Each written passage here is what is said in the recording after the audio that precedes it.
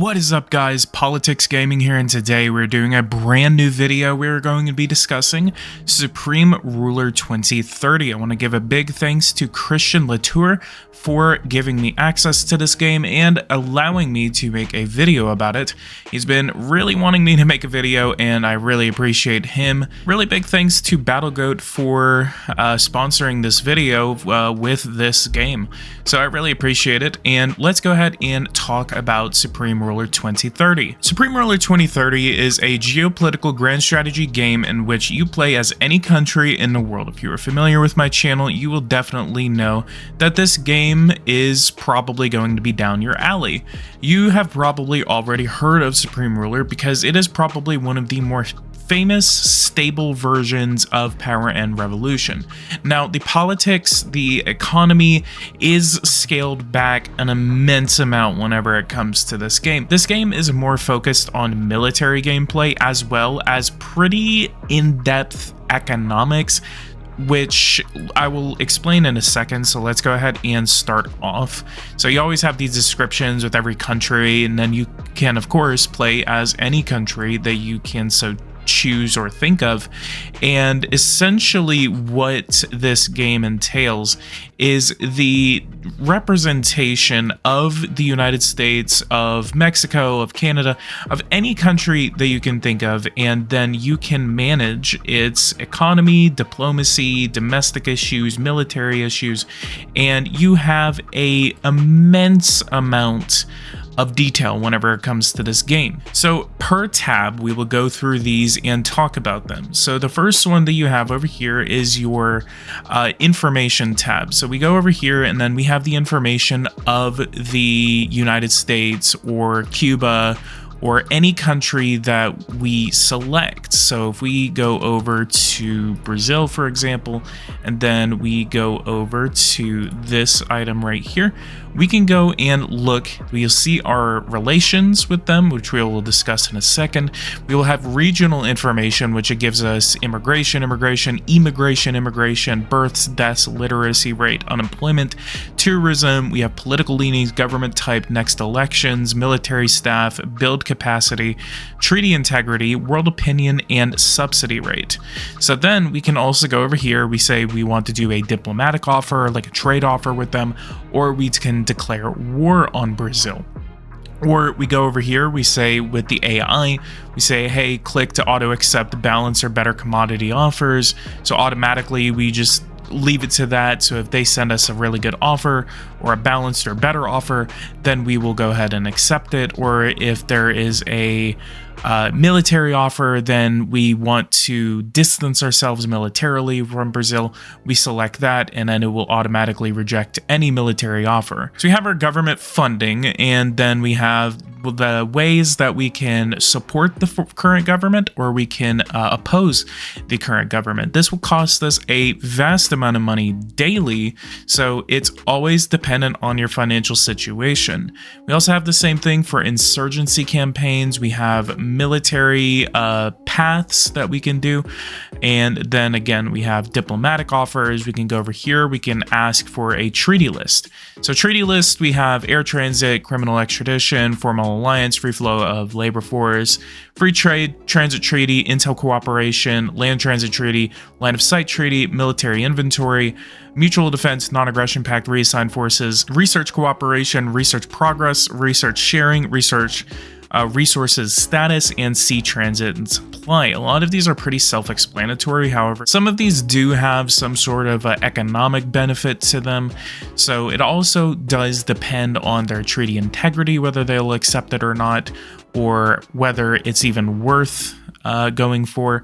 Then you also have your financial incentives, you have your sectors, which we will talk about in a minute, and then you have your actual diplomatic relations. So then diplomatic relations is based off of your diplomatic rating, your civilian rating, and your casus belli rating.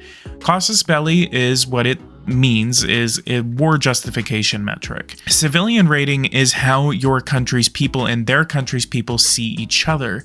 And a diplomatic rating is how your governments see each other. So a lot of this is kind of self-explanatory, but again, it kind of works into how you're able to build relationships with other countries. The next option we have right here is a land department. So this basically lets you click on any hex, which is what these sectors are called. These are called hexes.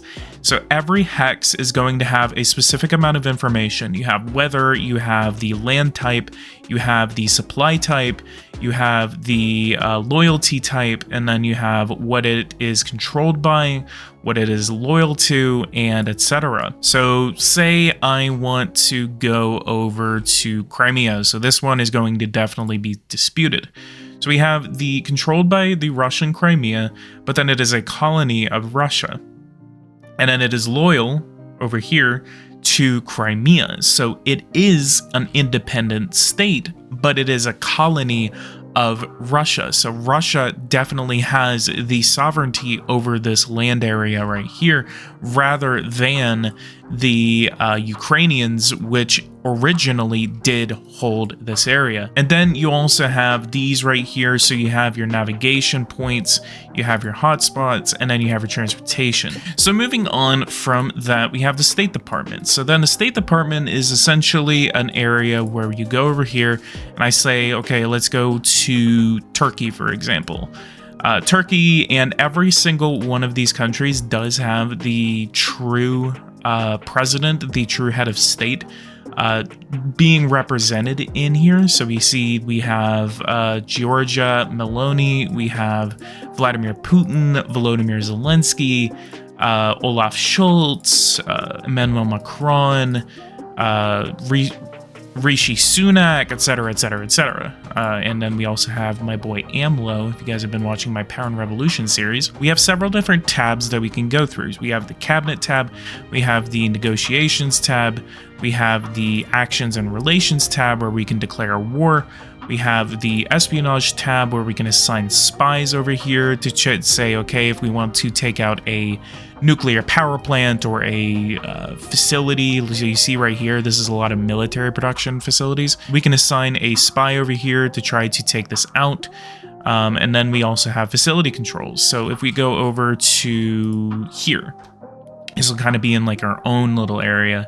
So we have a intelligence academy or a security bureau. So we can build both of these. These will allow for more spies. So the intelligence academy allows for the recruitment of more spies to the host region, and then increased protection from espionage at the facility's location is what the security bureau does. Each one of these facilities and every building that you ever have will have a facility cost, the build time, industrial goods that it needs, military goods that it needs. It has an annual maintenance, staff completement, and complex, what the complex is, and then how much supply it will be generating. It also has a lot of, to the right, you will see things like the espionage rates and what kind of military weapons it could have, military benefits it could have, etc. And then over here you have a put the facility offline to save some money. You can scrap the facility, etc., etc., etc. And then over here, you have a military approval rating, domestic approval rating. You have your, again, your military approval. You have your military approval, and then you have your domestic approval right here. You have your treaty integrity, which basically this is the level of trust to meet treaty obligations. This impacts the chances of a successful negotiation with another country whenever you try to negotiate. You have your allied regions, you have your enemy regions, and then you have your colonies, which the United States holds on to the Virgin Islands, Puerto Rico, Northern Mariana Islands, and Guam. And then you have your cabinet minister, which basically over here, you can go over to the funding of insurgency. If I go over to Mexico and I start to say, okay, let's fund an insurgency in Mexico, then I can go over here. I say over in, I think this was in this will be in this one. So I can go over here, say, okay, let's fund provide modern military equipment to a Mexican insurgency. I click over here, and then I can go back, and then I can go to here, and then I can give that a more funding toward an insurgency. Government support is basically where I fund support toward governments that I want to get friendly with. So basically, if I want to get Argentina on my side or Russia on my side, for example, maybe try to get them to stop invading Ukraine, then what I can do is I can go over here, increase this little funding tab right here, as you can see. And if I don't want to increase this a little bit, then I can go over here. There's going to be a little slider tool, and I can use the slider tool. And then espionage, self-explanatory, and that's whenever you're assigning all these spies and everything that we were talking about. If you want to change the flag of the region, or if you want to change the name of your country, then that is a possibility. And then your cabinet ministers, so we can go over here. We have trade relations, we have acquired new technologies and intelligence. So basically this is saying I want to have my minister concentrate on diplomacy. I want to have him concentrate on making new trade contracts, or I can say focus on getting technologies, whether you're doing it by espionage or mostly by espionage, or I can say just focus on intelligence, focus on counterintelligence, try to get spies out of my own country. Or I can go over here, we can focus on things like isolationism, which says suppress the commodity and unit offers. So if someone offers me a trade offer on bread or agriculture or something like that, then I can say, no, we're not going to do that. We want to focus on our own production and focus on a more isolationist approach. Military alliances is self-explanatory, where we go out, my minister goes around and just starts making military alliances with whoever we can. Trade focus with military units, and then trade relations, etc., etc., etc. Economy is here, so we do have a economic value that we can go through. So we're going to go through this just a little bit. So we start off with our little basic information right here. We have our GDP per capita, overall tax rate, inflation rate, unemployment rates, population rate, and our GDP world average, so we can compare it to the rest of the world. We have our daily income in the United States, we have daily expenses, and our surplus and deficit. We have our last day trades for our resource production, which we will talk about in a second. We have our actual treasury amount, so the amount of money that we have actively in our treasury that we can spend on raw unit production or buildings or anything like that. And then we have our national debt, how much money we have borrowed from our treasury through bonds. And then again, we will talk about bonds in a second. We go over to our little cabinet minister, and our cabinet minister can focus on the following priorities. He can focus on balancing the budget, which every single time you click one of these boxes, these will have an effect on how your economy or your military or your diplomacy is run. These are just a way for you to automate these things and not have to focus on them. It's more of a way for you to basically say, okay, you know, I want to focus on this, but I personally will be focusing on invading Cuba, for example, as this is more of a military game. You can delegate these responsibilities to make sure that things are being focused on, but you will not have to multitask and focus on them simultaneously. So balancing the budget, for example, it reduces the total government spending, then increases the taxes that are needed, and it pursues a trade balance with other countries. The benefits of this policy is that you can show fiscal responsibility to both the population and the international community, but the concerns about it are that it pressures all government departments, including the military. So it will reduce spending on things like healthcare, on education, and as well as the military. So if you want a strong military, you may not want to focus on a balanced budget, because you will need extra funding for your military if you're going to go on a misadventure into Mexico, for example. Combating unemployment, corporate tax relief, culture, social spending, decrease of spending, domestic approval, education, etc., etc., etc., etc.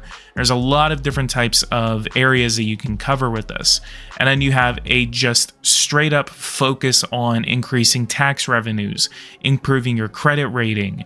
You have your domestic approval, which will focus on increasing social spending. You also have the ability to manually say, I want to issue a bond to my country. So then you can also say, whenever I have the money, so we have $40 billion that we can that we have right here, that we have the ability to say, okay, we can buy a bond off if we want. We obviously do not have $2 trillion that we can buy off one of these bonds, so then we can't pay it off. The interest rate on these bonds are pretty low, so we don't really have to worry about a lot of the interest payments. But again, these interest payments will build up over time. If you decide I want to issue a new bond, you can go over here and then we can issue new bonds for ourselves. And then the way to know how much credit you can borrow against this, you can say, okay, I'll look over here. I can issue another $66 billion worth of bonds for my country, and then I will generate another $66 billion that I can use to buy more weapons, more facilities, etc., etc., etc. But again, you don't really need all of this. Again, most of this is going to just be added to your national debt. But once you do pay off that national debt, all of it will just go into your treasury. So this national debt is just money that you are not able to pay up front. And then the treasury is money that you actually have available that you can use for other types of interactions. And then right here you have your locks. So if you want to say, okay, I want you to focus on low income tax relief, but I don't want you to issue more bonds because I don't want you to drag me more into debt, and then all of a sudden I have to worry about a economic crisis on my hands because my economic minister decided to issue $8 trillion worth of bonds whenever I wasn't looking. So I can say, okay, let's go ahead and block them from issuing new bonds right here, and that will prevent them from doing that. It goes for the same thing whenever it comes to taxation and social spending, and as well as facility constructions. And then you have your income report, which breaks down all of your income reports, your loan principals, your taxes, your treasury, your production sales, domestic sales, and then it has your expenses, which breaks down every single expense that you have for your country, including your treasury, your debt, your production rate, your research, your defense posture, and your state income, like your UN membership, your intelligence, etc., etc., etc.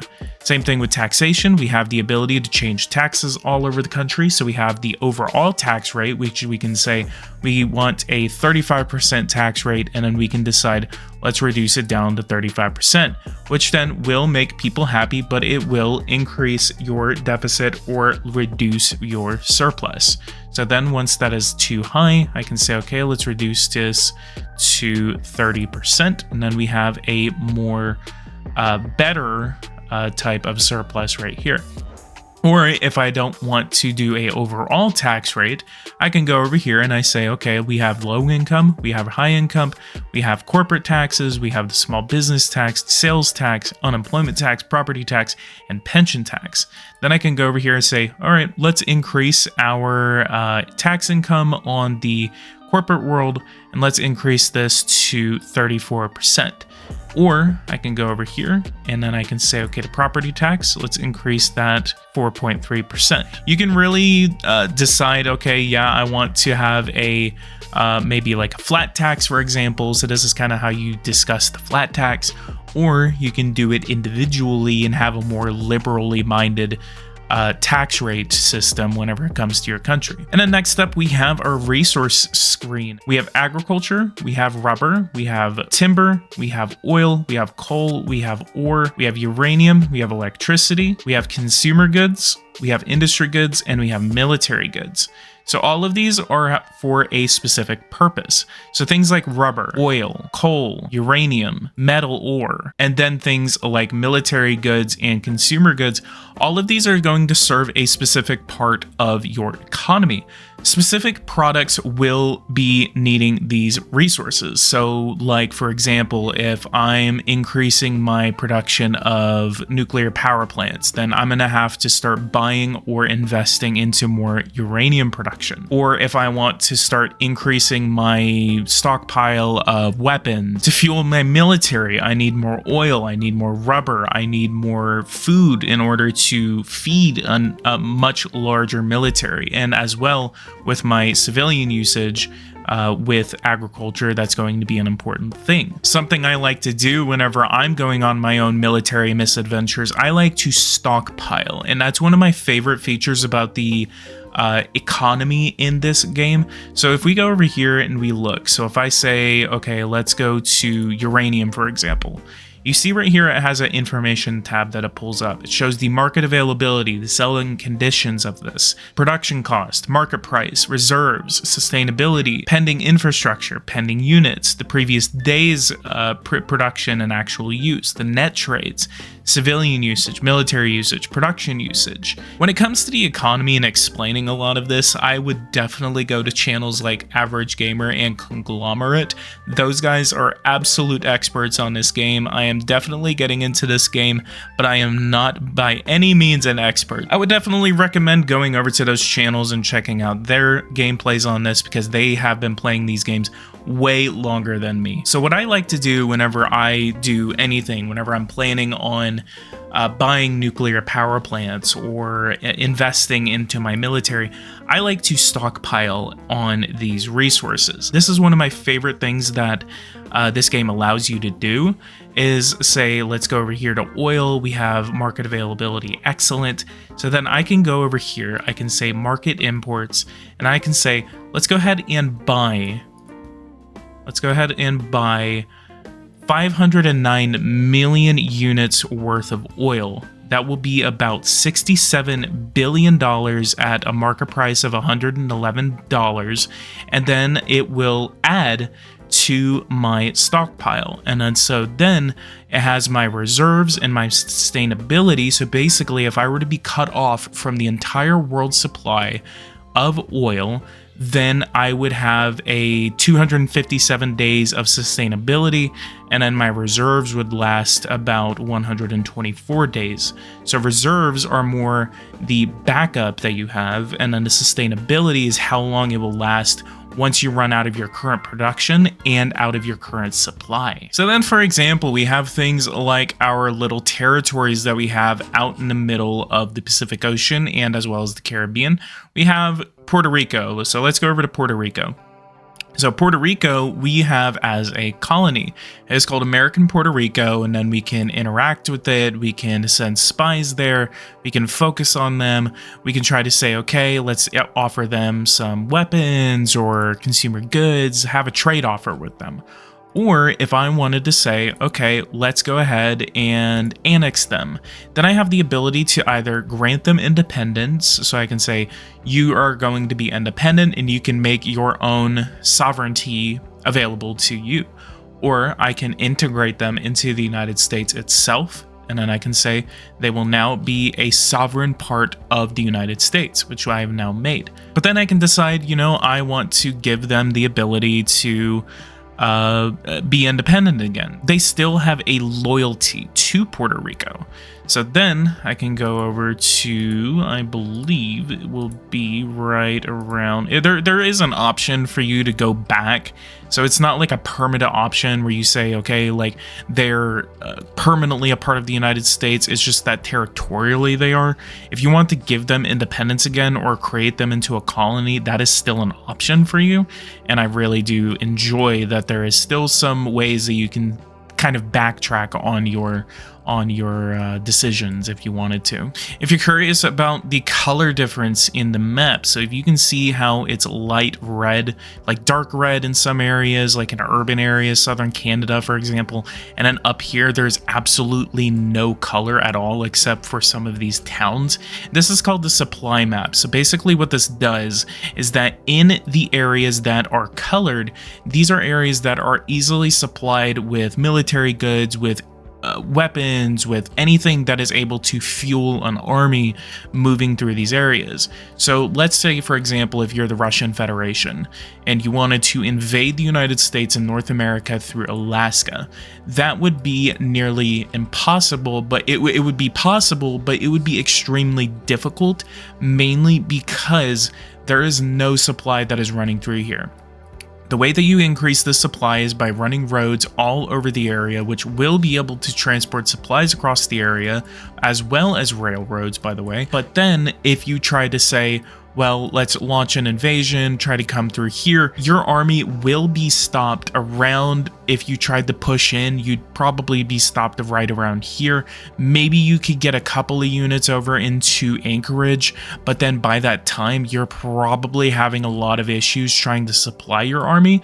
And so it would just be extremely difficult for you. So a lot of times you have to send your military into an area that is highly supplied and then start through port areas, which are much more heavily defended, but then it would be a lot easier for you supply-wise. Other areas in this game that we have are going to be research areas. So then infantry, we have infantry, recon, tank, anti-tank, artillery, air defense, and transport. We have civilian research, so we can go over here, society research, medical research, technology research, science research, transportation research.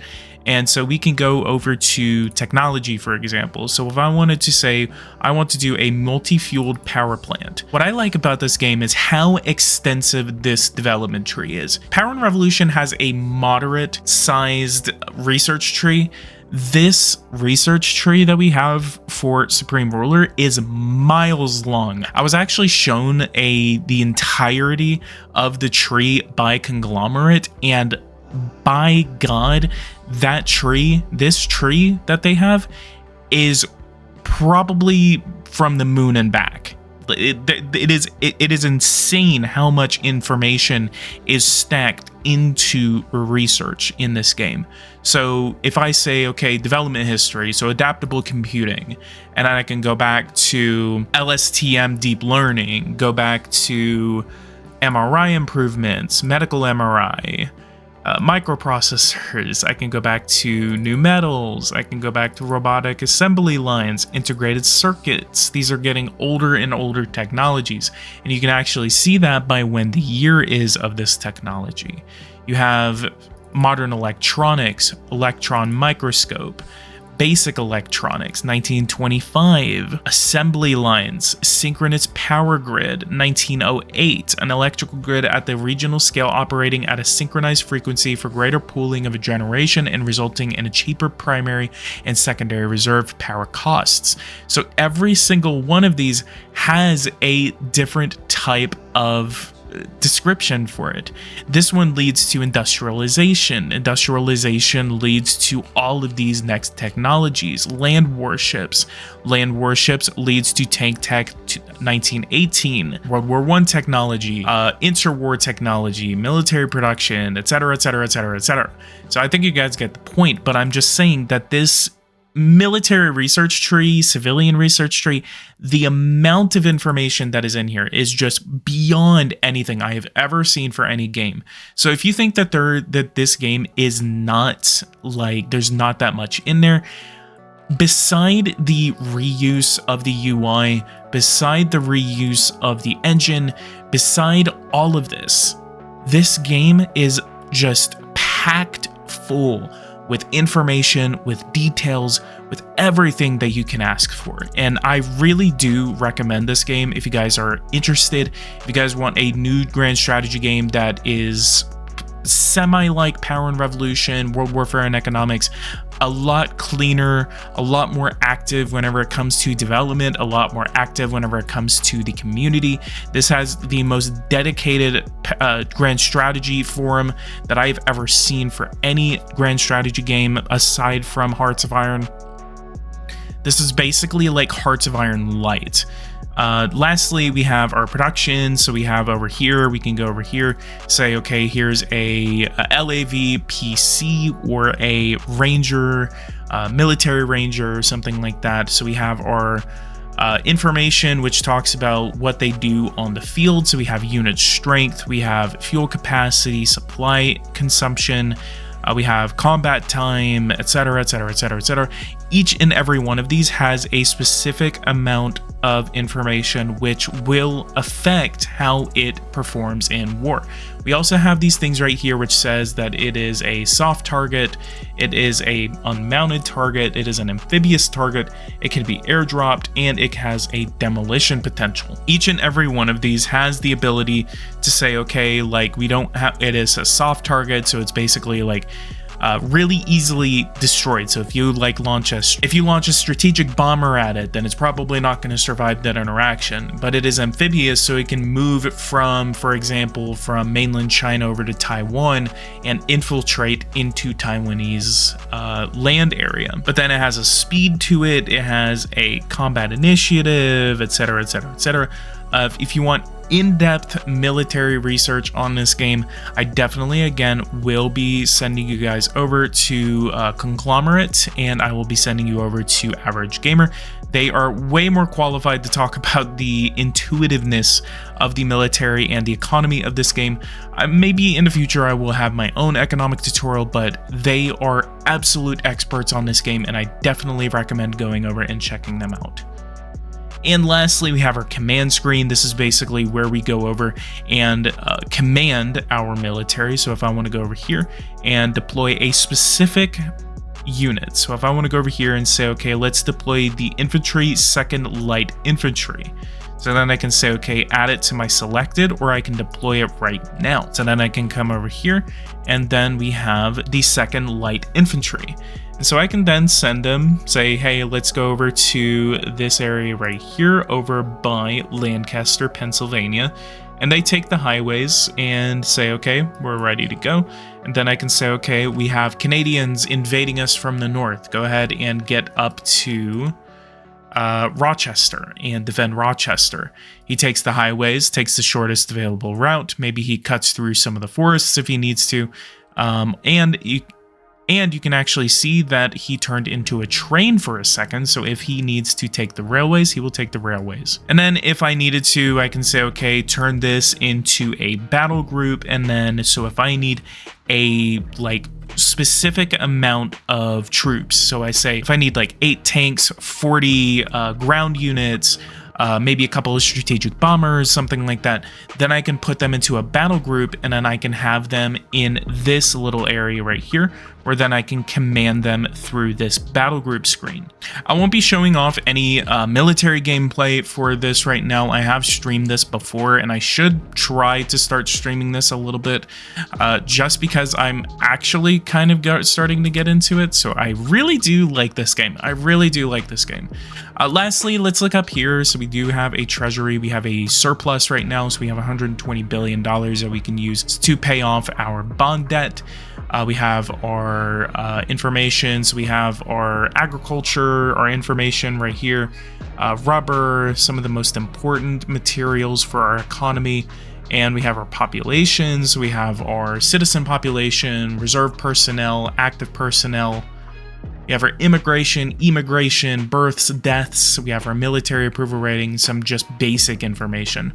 All of this stuff right here, we have our information that is showing us stuff that is going on around the world. We have a situation that is occurring somewhere in Rojava. So I believe that this is somewhere in Iraq. So I can actually click right here. Rojava. So apparently this was in Serbia. It's interesting. Let's so come over here. No.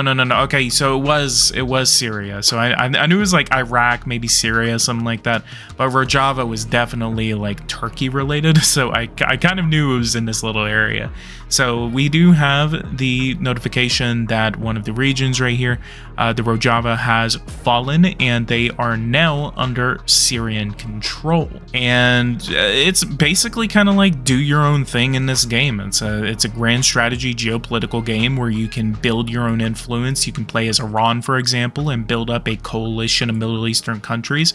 You can try to say infiltrate Iraq, their political system, everything like that, and basically make them an ally without even firing a shot at them. You can corrupt their government. You can corrupt all of these different kinds of governments and then try to turn them against their own allies. So there's a lot of different possibilities whenever it comes to this game.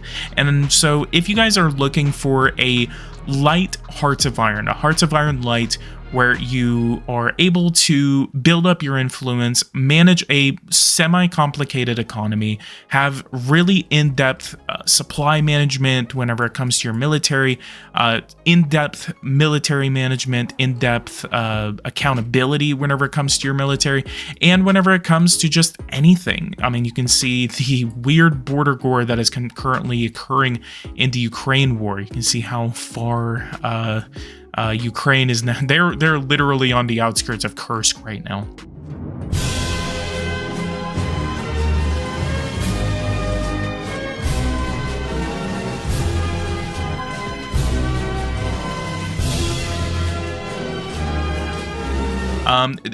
Militarily, this game is really interesting. I really like how the front lines can develop. It really does remind me of Hearts of Iron, and there's a lot of different types of ways that wars can develop in this game. The economy is complicated enough. You're gonna be spending a lot of time trying to manage it, to make sure that you're doing what is necessary, and it's not like there's no replayability. There is a massive amount of replayability whenever it comes to this game, and if you guys are looking for something different from Power and Revolution, something that is way more polished, ironed out than World Warfare and economics, then I highly recommend that you get Supreme Ruler 2030. Again, I would definitely say one of the downsides of it is that it looks the exact same from the previous editions. However, in the 2030 edition, we do have way higher quality graphics whenever it comes to the world map. They are still using the exact same look whenever it comes to it, kind of like how Power and Revolution imports the same map from the previous game. However, it does look a lot better than in previous editions. I do like the updated look. I wish that the UI looked a little bit more modern for the way that the game is trying to portray itself. I don't really have that many complaints whenever it comes to it. I think that they could do a little bit better whenever it comes to the presentation of the UI, but I also would say that it is a little clunky. I think whenever I first played it a while back, I really got really confused whenever it came to where things are, everything like that. I think it's a lot better whenever it comes to where I'm supposed to find things, but I think there is possibly a better way whenever it comes to navigating around this. I think honestly this should be a little bit bigger, but I think there's an option in the options menu to make this just a tiny bit bigger. I think that if I were to choose, a couple of different things could happen. I mean, maybe there's a way that I can build a canal if I wanted to, like how Nicaragua is trying to build their own canal, kind of like a little feature that they could possibly add in the future. I really don't have too many complaints, but I think it's more about using the same UI, a little bit clunky whenever it comes to this, a little bit hard to navigate, but once you get used to it, then it's going to be pretty easy to navigate, but it's all about how your first impressions are. So making it a little bit easier to navigate for new players would be a possibility. But other than that, I really do recommend this game for you guys. If you guys want, again, a change in scenery from World Warfare and economics and Power and Revolution, something that is way more polished by an actual company that does have the resources to manage it, and also does have multiplayer that you can play with all of your friends and fight each other. And I've fought Conglomerate several times in this game, and I've lost spectacularly. I do recommend this game. Other than that, leave a like, subscribe to the channel if you are new. If you guys want to see more content like this, hit that bell notification icon so you don't miss anything whenever I do make it to the channel. If you guys want to see more Supreme Ruler, I would definitely like to see if you guys want to see that. And I will be doing maybe a gameplay or two in the future, maybe even a little series based on it, where I play as the United States, for example, and I'll just try to build up maybe in the Pacific, trying to gain all these allies, maybe like cross-Pacific alliance against China for their invasion of Taiwan, something like that. Other than that, leave a like, subscribe, and I'll see you guys in the next video. Thank you guys so much for watching, and take care.